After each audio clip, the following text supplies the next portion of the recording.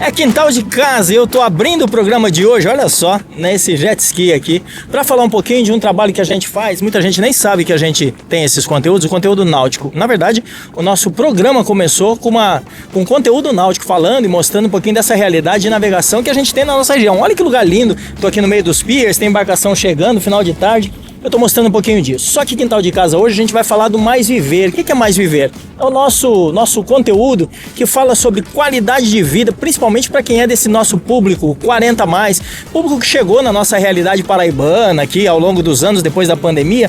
E a gente vai falar sobre calvície. Eu comecei uma matéria super bacana, super legal na semana passada. Falei com uma médica especialista em implantes, transplantes capilares, e eu vou dar sequência na matéria hoje. Então fica ligado no nosso conteúdo, fica ligado na nossa programação e vem novidade por aí. Quero dar um spoiler, a gente está preparando um programa novo para falar justamente de toda essa realidade super bonita para quem quer morar lá, mas aproveitar aqui. É isso, é quintal de casa e a gente tem muita coisa boa acontecendo, vamos junto!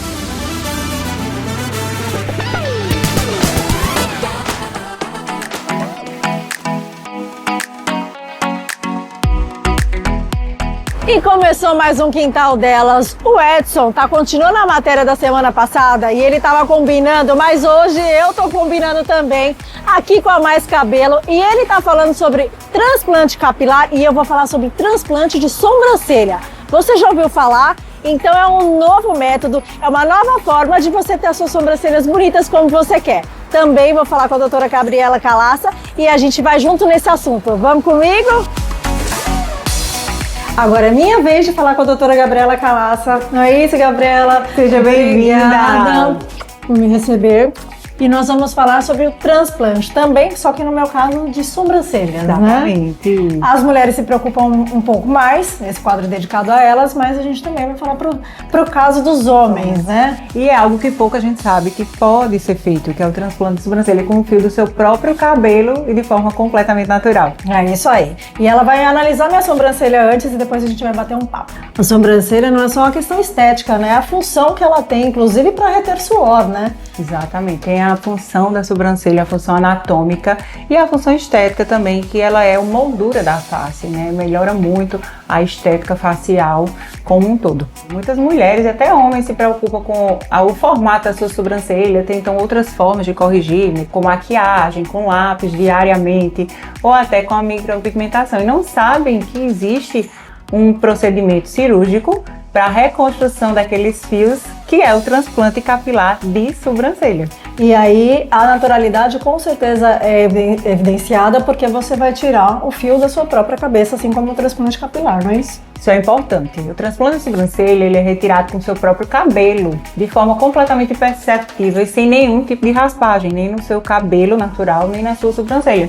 E ele é colocado longo do tamanho do seu fio natural de sobrancelha. Você já sai da cirurgia com o seu formato definido de sobrancelha. Já é implantado também respeitando a direção daquele fio, a curvatura daquele fio, no local específico de cada sobrancelha, respeitando totalmente a naturalidade de cada rosto. Sim, porque tem esses fiozinhos iniciais aqui que eles são um pouquinho mais retos e levantados e na curvatura também, então você tem que escolher os fios que são mais adequados para cada região da sobrancelha, né? Exatamente, é selecionado cuidadosamente, criteriosamente para cada tipo de sobrancelha e cada formato.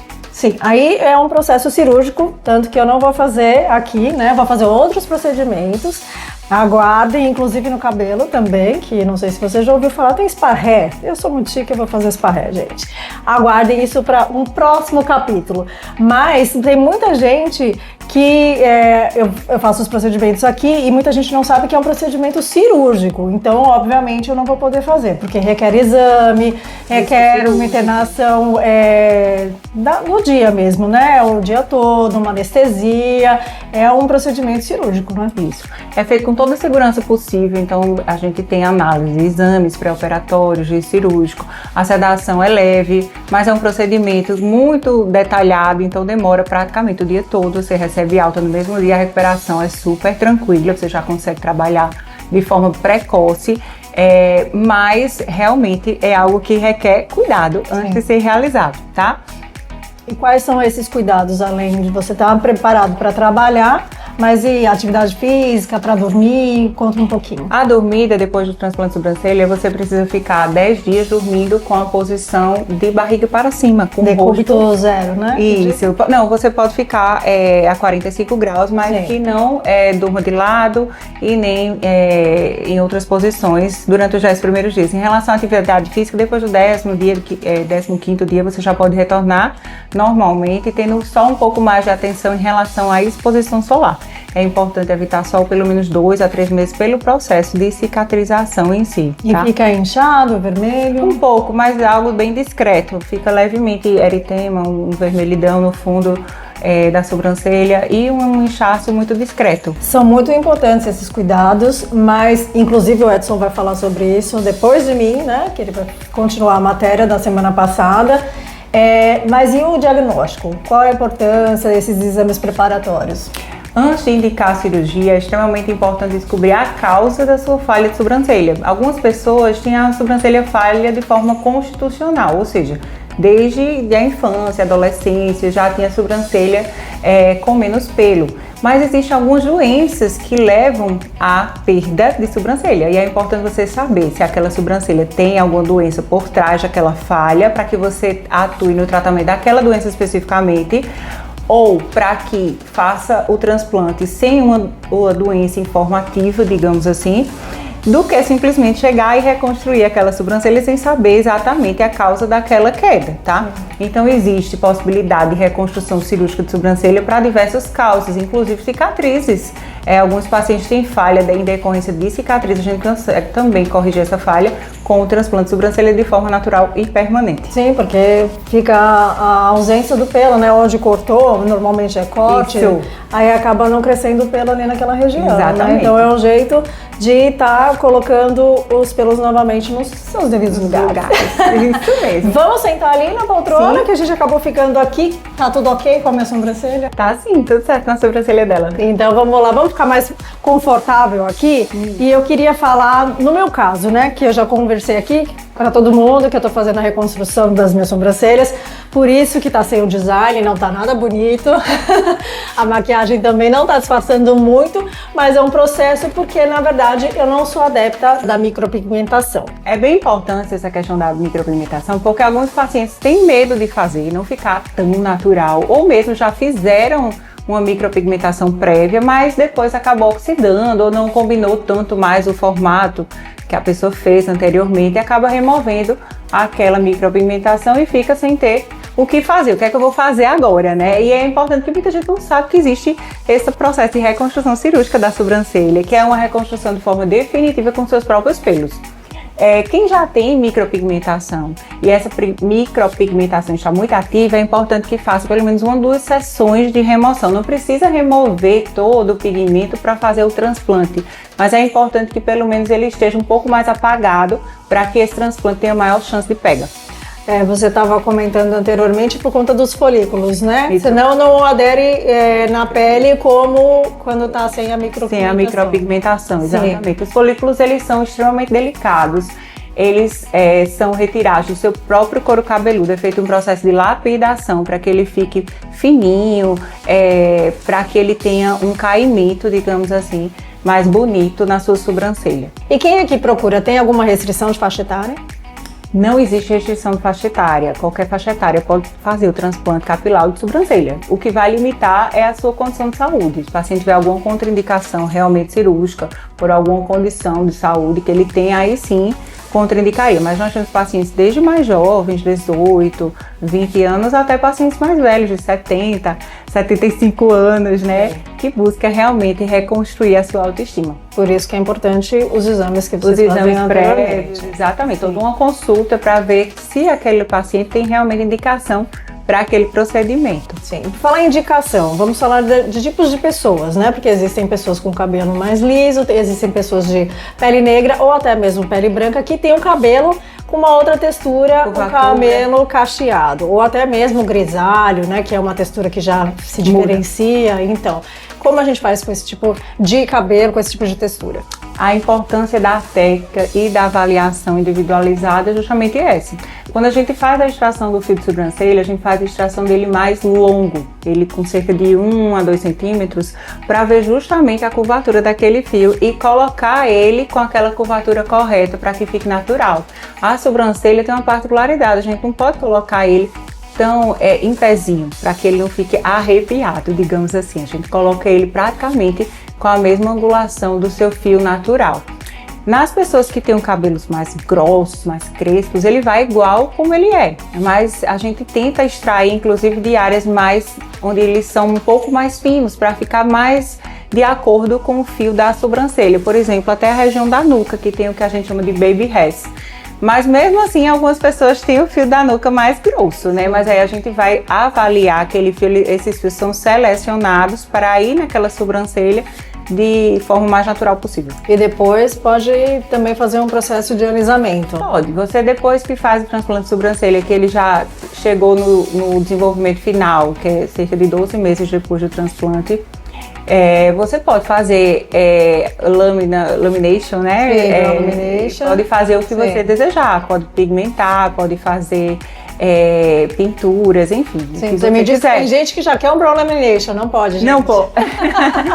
Eu acho mais adequado fazer num formato natural que você possa, de repente, depois fazer o seu design da forma que você até porque você pode se arrepender, né? Isso. Futuramente é uma técnica que é usada agora, a moda é agora, mas depois, né, essa tendência acaba e você fica com a sobrancelha arqueada, em pezinha. Permanentemente. Melhor não, fazer ela normal, e aí se você quiser você faz o brow lamination. Exatamente. Né? E é normal depois do procedimento a queda, para as pessoas não se assustarem, porque é um procedimento normal. Exatamente. O que é que acontece? A gente faz a implantação daquele fio longo, você já vê o resultado em termos de design logo no pós-cirúrgico operatório. Mas o fio transplantado do cabelo que você já tem da sua sobrancelha, ele fica lá normalzinho. Mas o fio transplantado, cerca de 1 mês depois, assim como o do cabelo, da cabeça, do transplante capilar, ele entra numa fase de repouso. Então ele começa a cair um pouco para depois realmente ter o crescimento definitivo que acontece em torno do 7º, 8º mês de transplante, tá? Mas ele passa 3 meses numa fase de queda e vai crescendo depois lentamente, mas você não vai ter perda da sua sobrancelha, só apenas o fio que foi transplantado, ele cai com cerca de 1 mês depois. Vai ficar como a sua sobrancelha atualmente, né? Depois realmente você ter o resultado final. Homens também procuram transplante de sobrancelha, alguns homens têm a sobrancelha mais falha e tem uma preocupação masculina em relação ao design, né? Muitos homens têm medo de fazer qualquer coisa na sobrancelha com medo de ficar feminino. Sim. E os homens, existe uma particularidade em relação ao formato para que fique uma sobrancelha masculina e natural. É importante isso porque é o próprio cabelo da pessoa, então com certeza vai ficar natural tanto para homem quanto para mulher. Exatamente. E é isso, a gente vai falar muito aqui, se a gente deixar a gente fica aqui o dia todo falando, mas eu vou voltar em outro momento aqui na Mais Cabelo para fazer como eu prometi o Spa Hack, que deve ser maravilhoso, que eu tô com um problema de queda de cabelo, vai me ajudar bastante. A doutora Gabriela é dermato, então ela entende muito, né, de pele, cabelo, sobrancelha, enfim, é por isso que a gente tá aqui com ela novamente e o Edson vai falar com ela de novo, hein? Porque tem continuação da matéria, porque também teve muito assunto, né? Sobre a calvície. Agradecer a Girassoli pelo meu look, eu vou colocar uma fotinha aí pra vocês verem depois.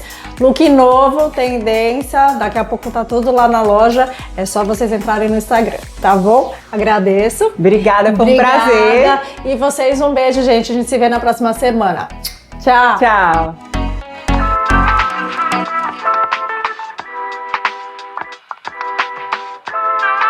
Voltamos com a doutora Gabriela Calassa, que é especialista, é dermatologista, mas é especialista em transplante capilar. E quando a gente fala de transplante, a gente está falando de implantar cabelo onde não tinha. E a gente sabe que isso é uma dor, é uma angústia de muita gente que não quer, que não gostaria de ser calvo. E tem gente que vive a calvície de uma maneira tranquila, gosta mais, se percebe melhor calvo do que com cabelo. Exatamente. E isso faz parte da vida da pessoa, inclusive famosos. E não quer dizer, então, que calvície é uma doença, é um mal que atinge parte da população brasileira. Não, é uma característica. Só que há pessoas, que eu acho que é o meu caso, eu vou falar com essa propriedade, que não gostaria de ter a calvície. Eu precisaria, então, lidar com isso. Não é o meu caso, mas eu precisaria lidar com isso. Como é que é a procura? A pessoa vem para cá com essa angústia, com essa dor e ela quer uma solução. É assim, doutor? É assim. Está cada vez mais frequente a procura pelo tratamento capilar. Antes existia um pouquinho mais de preconceito, né? Ah, não sei se vai ficar natural. E aí os próprios pacientes veem os amigos fazendo tratamento, vê o resultado do transplante, ficou mais jovem, ficou natural, ninguém percebe que tem transplante ali. E aí a procura está cada vez mais intensa, vê que realmente muda a qualidade de vida, vê a forma como você se enxerga, rejuvenesce o paciente, melhora a autoestima, então está cada vez mais frequente realmente procurar autismo. E aí me fala o seguinte, eu citei no programa da semana passada, que as pessoas fazem a procura, às vezes, daquelas campanhas que são a solução mágica, aquele shampoo, compra lá um monte de frasco de shampoo e fica usando, não tem resultado nenhum. Mas claro que existem produtos que são bons. Existem tratamentos com esses produtos, com esses cosméticos que ajudam no processo? Ou não, isso não é fato? Outra pergunta, existem medicações que a pessoa pode tomar, tratamentos sejam via oral, ou sejam esses produtos que você inclusive citou na semana passada, que a pessoa pode fazer esses procedimentos, claro que orientados, e a pessoa pode chegar no melhor resultado e é importante, precisa ter um cuidado com os cabelos? Como é que é isso? Sobre o shampoo, de uma forma geral, o shampoo não trata queda de cabelo, não trata calvície. Mas existem algumas situações que ele vai ser necessário como complemento naquele tratamento. Por exemplo, o paciente que está com queda de cabelo, que tem descamação no couro cabeludo, que são as famosas caspas, muitas vezes essa descamação faz um processo inflamatório que piora a queda de cabelo. Então a gente precisa inserir um shampoo, uma loção para tratar essa descamação, para diminuir a inflamação e melhorar a queda também. Mas o shampoo em si, ele não trata a queda, né? A queda ela deve ser investigada, os fatores para atuar exatamente nessa causa. E outra situação é que pessoas que têm um cabelo muito fino, o shampoo atuar cosmeticamente para dar um aspecto de que aquele cabelo tem mais volume, mas é algo cosmético, ele não trata em si a causa, nem a fibra natural do cabelo em si. Tá, então, muito do que se vê pode ser simplesmente aquela propaganda enganosa, né? Então tem que ficar bastante cuidadoso, atento aí. E o que é importante é que se você busca tratamento pelo Instagram, né, pelos sites, você pode estar perdendo tempo de atuar numa causa que você não sabe qual é. Então, e aí aquele afinamento, aquela queda se torna mais intensa. E acho que é uma onda, né, que está acontecendo de muita gente indo atrás dessas informações que são desconexas, não tem princípio e valor médico e acaba acontecendo muita coisa errada. Então é super importante estar atento a isso. Investe às vezes um valor alto e não atua na causa, não resolve o problema e pode piorar inclusive ele. É possível fazer um tratamento onde se respeite esse volume capilar e não necessariamente vai ter que fazer a raspagem na cabeça inteira? A primeira pergunta seria essa. Sim, isso acontece principalmente em homens que têm aquela calvície inicial, que acomete mais as entradas e usa o cabelo para esconder aquelas entradas. Assim como também mulheres que fazem transplante e não vão querer raspar o cabelo, né? Então é possível a gente fazer preservando o seu cabelo, que vai continuar atuando como um fator mimetizador, né? Para esconder aquele cabelo enquanto ele está em processo de crescimento depois da cirurgia. Então é possível, dependendo do tipo de calvície, se não for uma calvície muito avançada, fazer sem raspar o cabelo. Mostra pra gente o que é uma calvície avançada, só para o pessoal poder entender. Aqui a gente tem os graus iniciais, né? Que é o grau 1, o grau 2, o grau 3. A gente tem a entradinha que começa até a coroa, né? Essa entradinha. A partir do grau 4, ele já começa a ficar mais extenso, né? O grau 5. E aqui, ó, acometendo quase todo o couro cabeludo, que é o grau 6 e o 7, que praticamente não tem mais nada de cabelo, né? Então, quanto mais avançado, mais difícil é fazer sem raspar. Mas... Até porque a área doadora, você precisa de cabelo. Então, quanto mais vai se agravando o caso, então a pessoa ela tá no nível e ela vai crescendo esse nível de cada um dos graus aqui. Então, quanto menos cabelo a pessoa tem, menos área doadora saudável para a pessoa entregar para poder preencher as outras áreas, não é isso? E a pessoa precisa ter uma área doadora, porque não se usa cabelo de outra pessoa, se usa o próprio cabelo. E só cabelo ou se faz da barba também? Como é que é? É possível também fazer a extração de outras áreas corporais, principalmente de barba. Só que o fio da barba é um fio mais grosso, então ele só pode ser colocado na região posterior, para que não gere artificialidade. E é importante a gente saber também que o paciente que tem um cabelo original muito fino pode gerar um contraste, né, entre o fio original e o fio da barba. Então é importante saber se você tem indicação realmente de ter transplante com extração de barba ou apenas da sua cabeça. Tá. E outra coisa que as pessoas precisam entender. Então, é possível fazer com que se respeite esse volume capilar, se faça um trabalho menos, como é que eu vou dizer, que chame menos atenção possível. Vai ser feito todo um cuidado. Até porque, deixa eu dizer uma coisa que muita gente tem dificuldade de entender isso. Eu lido com televisão anos da minha vida aí, então eu apareço em ângulos, como agora, quem tá me vendo de um ângulo que eu normalmente não me enxergaria. Porque a gente vai pro espelho, a gente tem que se olhar de frente. Então você vê só a sua face. No aspecto frontal você tem essa visualização e dificilmente você se vê na parte de nuca, parte de trás. E às vezes a pessoa ela tá tendo um problema de calvície que está numa região que ela nem enxerga. Então ela tá lá tampando com um fiozinho, puxando o fiozinho para tampar o que ela tá vendo, mas esteticamente quem tá do lado de fora tá percebendo elementos que ela não percebe. Isso. Por isso a avaliação, além de médica, ela é estética, porque também é feito um cuidado para que o aspecto visual como um todo seja atendido, não é assim? É esse o processo, né? Exatamente. Quando o paciente começa a calvície pela coroa, muitos pacientes começam pela frontal, mas alguns abrem inicialmente a coroa. Ele percebe às vezes por foto, por vídeo, né? Ele não vê realmente aquilo ali. Mas as fotos, os vídeos começam a incomodá-lo. Né? Então aí a gente consegue atuar também naquela queixa principal dele. Uma vez que é feito esse implante, né, quer dizer, o transplante foi feito, tirado de uma região e foi implantado em outra região, a pessoa ela pode continuar tendo a calvície pode continuar existindo, por isso a importância dos medicamentos que foi falado. Então a pessoa tem que desenvolver tratamento. Outra coisa importante, meu cabelo aqui era um cabelo forte, e agora quando eu coloco aqui, esse cabelo vai continuar sendo o cabelo forte, ou é essa região, por exemplo, que foi feito esse transplante, esse implante, é que é uma região que vai perceber o enfraquecimento mais naturalmente? Como é que isso funciona? Primeira coisa, o transplante capilar ele não cura a calvície, você vai continuar tendo o DNA e a genética para ter calvície. Ele é retirado, o cabelo dessa região posterior, e colocado na região onde tem calvície. E você continua com os seus fios nativos sofrendo o processo de afinamento. Então, depois do transplante capilar, é importante manter as medicações porque a nossa área doadora ela é limitada.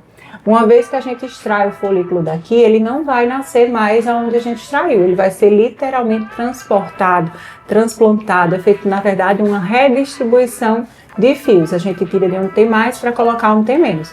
Mas se você deixa de fazer o tratamento ao longo dos anos posterior ao transplante, aquele fio vai continuar afinando. E aí você vai perder densidade. O transplantado não, mas os nativos continuam afinando sim. Tem aquela periodicidade? Com quantos dias volta? Com quantos dias retorna? Como é que é? Tem. Depois do transplante, o paciente vem no dia seguinte, onde é retirado o curativo. Ele sai com o curativo nessa região posterior e realizada a primeira lavagem. E a gente acompanha como é que está o aspecto depois de um dia de transplante, orienta como essa lavagem deve ser realizada os 10 primeiros dias. No 10º dia, o paciente retorna. Aonde foi transplantado, geralmente cria umas crostinhas, que são as casquinhas, pelo processo de cicatrização. E ele vem no 10º dia para a gente realizar uma outra lavagem especial e a partir do momento que de 10 dias ele já vai poder fazer uma lavagem praticamente como ele já fazia antes do transplante em casa. Quer dizer, 10 dias depois, deixa eu te abordar, 10 dias depois então já praticamente volta a sua atividade normal, do seu uso, da sua higienização. Só que com produtos mais suaves. Sim, tem um cuidado, né? Tem um cuidado. E a gente tem acompanhamento também periódico, 30, 60, 90 dias. Tá, mas e sol? A gente tá numa região de praia, de litoral, como é que é? O sol tem cuidado? O sol é um dos principais fatores que tem que ter cuidado no pós-operatório do transplante. O pós-operatório do transplante é uma cirurgia normal, então tem um fator cicatrização que deve ser respeitado, então pelo menos 2 meses sem exposição solar intensa. Porque atrapalha o processo de crescimento do folículo, atrapalha o processo de cicatrização daquela pele também, então o sol deve ser mais limitado, mas a atividade física você já consegue voltar a fazer com 10, 15 dias depois do transplante, sua musculação, sua corrida, desde que não seja exposta ao sol. O medo dos pacientes é que doa, né? Não dói, gente, é bem tranquilo isso. Então com 2, 3 dias o paciente já consegue trabalhar em home office, tranquilamente.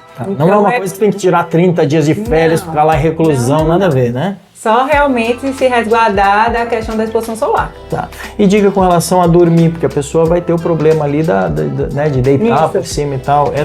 Isso é importante porque geralmente os 10 primeiros dias do transplante, aquele folículo acabou de ser inserido num orifíciozinho. Então a pele demora uns dias para agarrar ele e ele ficar fixo. Então os 10 primeiros dias é importante que eu durma numa posição a 45 graus. Pode ser com aquela almofada triangular, naquela poltrona reclinável, para que você não bata a sua cabeça no travesseiro ou na sua cama. Depois de 10 dias, ele já fica fixo, já se fixou, então você pode tocar normalmente. Os 10 primeiros dias tem que preservar esse toque, né? Tudo mais suave, para que ele não saia, digamos assim, do lugar. Eu acho que a gente está falando de, primeiro, uma sentença que muitas pessoas entendem que é conclusiva na sua vida. Eu sou calvo, você calvo, e acabou, isso pode ser mudado. Então acho que é super legal a gente poder falar disso.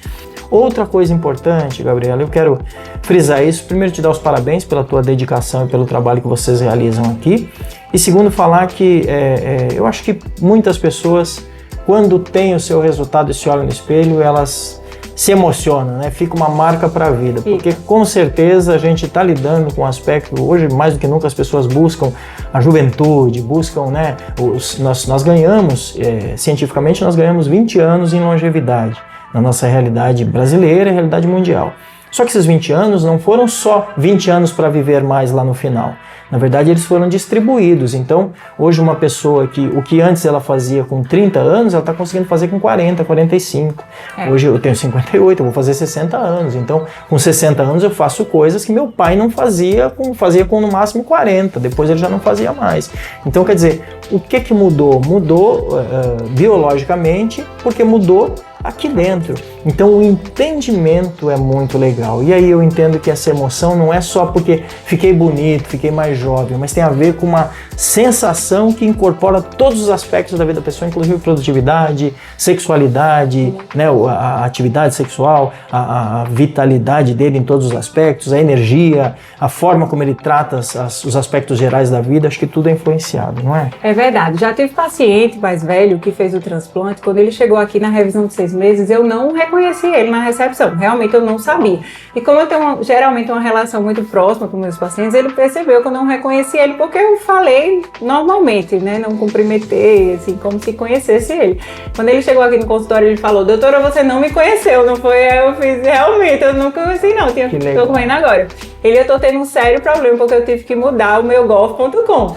E aí ele chegou já fazendo atividade física, ele já tinha mais de 60 anos, né? Legal. Então ele era um senhorzinho antes do transplante, aquele aspecto mais frágil e tudo. E quando ele voltou 6 meses depois com o cabelo, ele já voltou com a autoestima bem melhor, fazendo atividade física, com outro tipo de roupa, com outro aspecto também até emocional. Que legal. É bem gratificante. Isso deve ser super gratificante para você, para a clínica e para a gente que tá, eu que trago informação também. Acho que é um privilégio quando a gente consegue levar informação e mudar a vida das pessoas. Esse é o nosso objetivo maior. E o que é bem importante, o paciente também fica com medo de não ficar natural, que as pessoas olhem para você e percebam que você tem alguma coisa, que tem um transplante. E hoje em dia as técnicas estão mais avançadas, também dependem muito do olhar estético do profissional para fazer um desenho natural, uma distribuição desses folículos também de forma natural, para que realmente as pessoas olhem para você e não percebam que você fez um transplante capilar. Isso aí. E hoje é totalmente possível. Estou encerrando o programa aqui. Obrigado mais uma vez, obrigado pelo atendimento, obrigado por apresentar essas informações tão importantes que eu sei que vai mudar a vida de muita gente. Estou deixando o QR Code, estou deixando as informações melhor aí do Instagram da clínica para você entrar em contato. Super indico o trabalho que eles fazem. Primeiro, porque é uma das mais robustas e expressivas no nosso país. Segundo, porque tem tecnologia para atendimento, tem sistema, forma de atendimento aí que se estende no país inteiro, então é super válido, vale a pena procurar. Quero agradecer sua companhia. Daiane falou sobre sobrancelhas, muita gente nem sabia, né? E super legal também o assunto que ela trouxe também junto com a doutora sobre essa informação, que muitas mulheres aí certamente têm essa sensação ruim de não ter, ou o medo, né? De vou ter que raspar para fazer um tratamento, não precisa, já sai com o resultado, então super legal, super válido. Mais uma vez, obrigado por estar junto com a gente, tem QR Code para assistir a programação inteira nos nossos canais oficiais, tanto da TV quanto o nosso diretamente do programa, tem as redes sociais. Fica com a gente ao longo da semana também, porque tem sempre assunto bom. Todo sábado a gente está aqui a partir das 8h30 da manhã, com reprise aos domingos a partir das 9h30. Tem conteúdo bom aí no nosso quintal de casa, no nosso Mais Viver. É isso, até a semana que vem. Tchau, tchau.